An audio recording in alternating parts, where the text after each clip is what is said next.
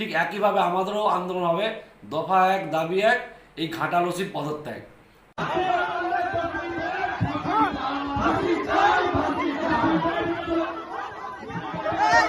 আপনারা দেখছেন বাংলার আওয়াজ।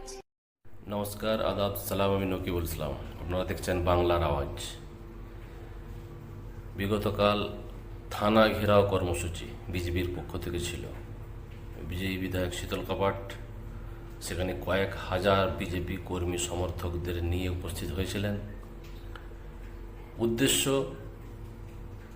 বিজেপির পক্ষ থেকে কিছুদিন আগে 12 ঘন্টার বাংলা বন্ধ রাখা হয়েছিল, সেখানে ঘাটালেতেও বন্ধ রাখার চেষ্টা করেছিলেন বিজেপি বিধায়ক শীতল কাপাট।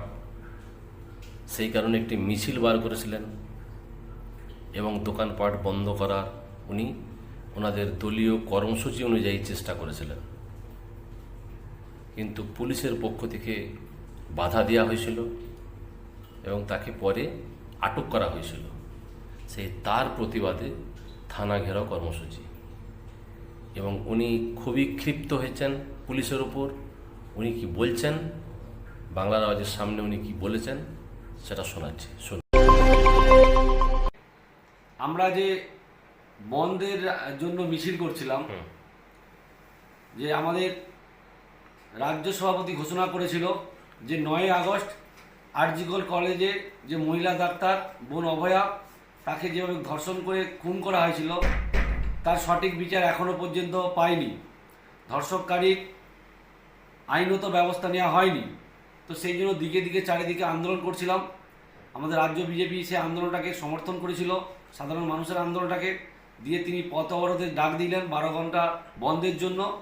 বন্ধের দিন আমরা মিছিল শুরু করতে যখনই গিয়েছি, তখনই এই ঘাটালের পুলিশ আমাদেরকে মিছিল করতে দেননি এবং আমাদের সঙ্গে যে ধরনের অন্যায় অত্যাচার করেছে, যে ভাষায় কথা বলেছে যে তুই গাড়িতে উঠবি না, তোর বাপ গাড়িতে উঠবে, আমাদের কলর ধরে টানাটানি করেছে, আমাদের মহিলা নেত্রীদের শাঁখা ভাঙচুর করে দেওয়া হয়েছে।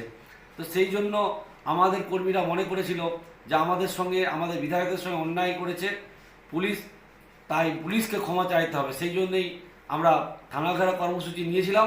তো সেক্ষেত্রে পুলিশ কালকে স্বীকার করেছে যে আমাদের হয়তো এটা কোথাও না কোথাও ভুল হয়েছে, তো আগামী দিনে এটা হবে না। তার সাথে সাথে আমরা বলেছিলাম যে শাসক দল আর পুলিশ, আপনারা বলছিলেন যে বিজেপি সংগঠন নেই, এই তো আমরা প্রায় 5000-এর বেশি কর্মী নিয়ে এসেছি, এখন কি বলবেন, ডাকুন। আর আপনাদের থানা তো নেই, জনগণের জন্য কাজ হয়নি, এটা তৃণমূলের পার্টি অফিসে পরিণত হয়েছে, সেটা বন্ধ করতে হবে, নিরপেক্ষ কাজ করতে হবে, সাধারণ মানুষের কথা শুনতে হবে। তো সেই জায়গায় ঘাটালের ওসি ছিল না, অন্য একজন অফিসারকে দিল আমাদের সঙ্গে কথা বলার জন্য। তো তিনি কথা দিয়েছেন যে আগামী দিন ঘাটালে এই ধরনের কোনো নোংরামি হবে না। জুনিয়র ডাক্তাররা গিয়েছিল যে বিনীত গোয়েলের পদত্যাগ চাই। তো আপনারাও যদি সঠিক কাজ না করেন, সাধারণ মানুষ যেভাবে একটাই দাবি নিয়ে আসছে যে অভয়ার বিচার চাই, দফা 1 দাবি 1 মুখ্যমন্ত্রীর পদত্যাগ, ঠিক একইভাবে আমাদেরও আন্দোলন হবে। দফা 1 দাবি 1, এই ঘাটাল ওসির পদত্যাগ।